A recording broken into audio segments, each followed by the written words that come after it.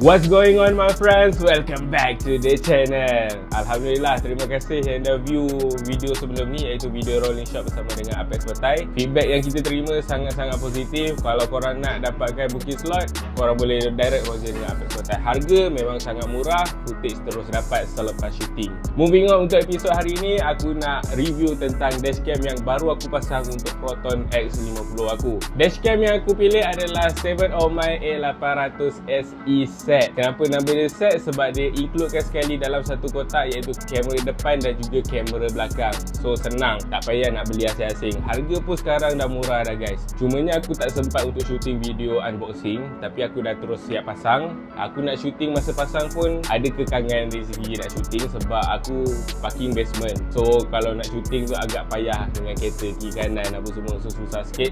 Jadi dah siap pasang, tapi aku tak pernah tengok footage raw dia lagi. Dah 2 hari dah aku pasang dan sekarang ni kamera belakang pun tercabut daripada cermin. So aku nak tampal gam untuk gamkan balik kat cermin. Kemudian kita nak review footage raw dia.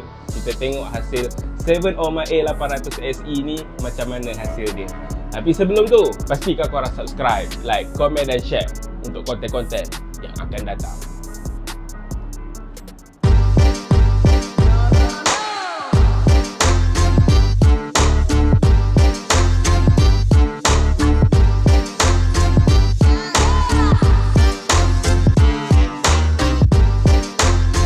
Pemasangan dashcam sekarang amat diperlukan. Bukan sahaja menjamin keselamatan korang, tapi juga keselamatan pengguna jalan raya yang lain. Nak pasang pun mudah sahaja. Cuma korang kena berhati-hati semasa membuka plastik trim untuk elak klip patah. So kita dah siap adjust untuk kamera belakang yang dah terkulai layu di tasik madu. So now kita test pula, review dia punya footage macam mana. Aku sendiri tak pernah tengok footage dia guys. Masa aku nak keluar sana je tadi. 7OMI A800 SE ni dia ada ADAS, tapi aku tak pasti nak onkan sistem ADAS dia macam mana. Later aku akan figure out. Satu fungsi yang menarik dalam dashcam ni adalah sistem ADAS, atau nama penuhnya adalah Advanced Driver Assistance System. ADAS bantu alert pemandu masa atas jalan. Ada 3 ciri utama dalam sistem ni. Pertama, lane departure warning. Kalau korang terbabas keluar lorong tanpa signal, dashcam akan bagi amaran suara lane departure. Ini penting waktu long drive atau masa mengantuk. Kedua, forward collision warning. Bila kereta depan brake tiba-tiba dan jarak makin dekat, caution, front car. Dashcam akan alert supaya korang sempat brake awal. Yang ketiga, front vehicle departure warning. Bila korang tengah berhenti, contoh pada lampu isyarat, kereta depan dah gerak tapi korang masih statik. So dashcam akan bunyikan alert untuk korang bergerak. Vehicle ahead motion detected. Fungsi ADAS ni memang membantu untuk korang lebih alert dan selamat. Walaupun tak secanggih ADAS built-in kereta moden, tapi ianya still berguna, especially untuk kereta yang tak ada sistem ini. Dashcam ni ada 3 jenis cara untuk korang pasang pada kereta korang. Satu, dia ada includekan sekali Type-C yang sangat panjang yang boleh cover depan sampai belakang untuk korang cocok ke power 12V. So cara yang kedua adalah hardwire kit. Hardwire kit ni adalah looping dekat fuse box. So looping kat fuse box tu aku macam tak berapa berkenan. Walaupun dia tak ada libatkan potong sambung wire, tapi still aku tak berapa minat kalau nampak wire-wire macam tu kan. So aku pilih cara yang ketiga, iaitu OBD 2-port hardwire kit. Hardwire kit ni korang kena beli asing, dia tak includekan sekali dalam box. Aku beli harga dia dalam RM119. Aku beli dekat official store, direct dekat Desya Putrajaya. Tapi kalau korang beli online, harga dia akan jadi lagi murah. So OBD2 hardwire kit ni memang original daripada 7OMI. Just plug and play dekat OBD2 port. Kenapa aku pilih OBD2 hardwire kit adalah sebab aku nak looping record selama 24 jam. Kalau korang pakai USB port 12V, korang tak akan dapat looping 24 jam. Kalau engine off, recording pun akan off. Tapi kalau korang pakai OBD2 port ataupun hardwire kit, korang akan looping video recording selama 24 jam.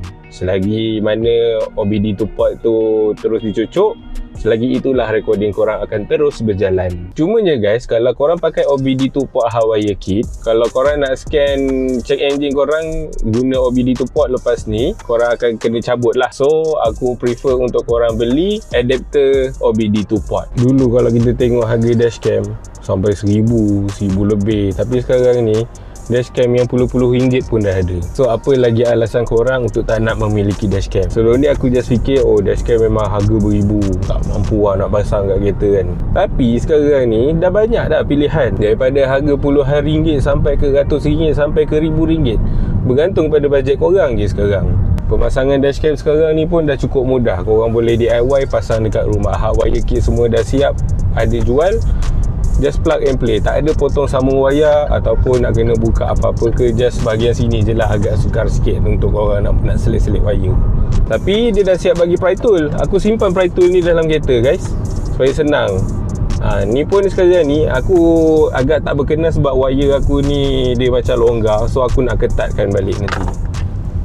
So guys, ini adalah footage untuk 7OMI A800 SE front camera. Aku perasan untuk footage ni depan ada logo 4K, siap ada timing, speed kereta dan GPS location.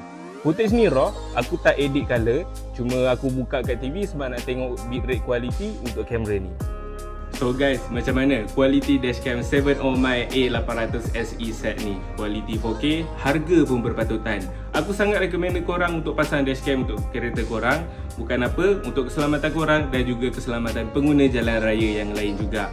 Jadi guys, aku akan includekan juga link dekat bawah supaya korang boleh terus beli direct. Kalau korang beli online, harga akan jadi lagi murah.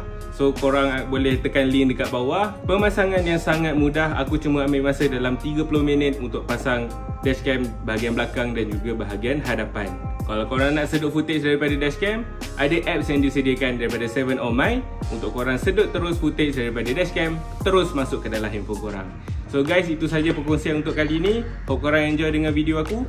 Pastikan korang subscribe, like, komen dan share untuk konten-konten yang akan datang. Peace out. I see you guys in the next episode.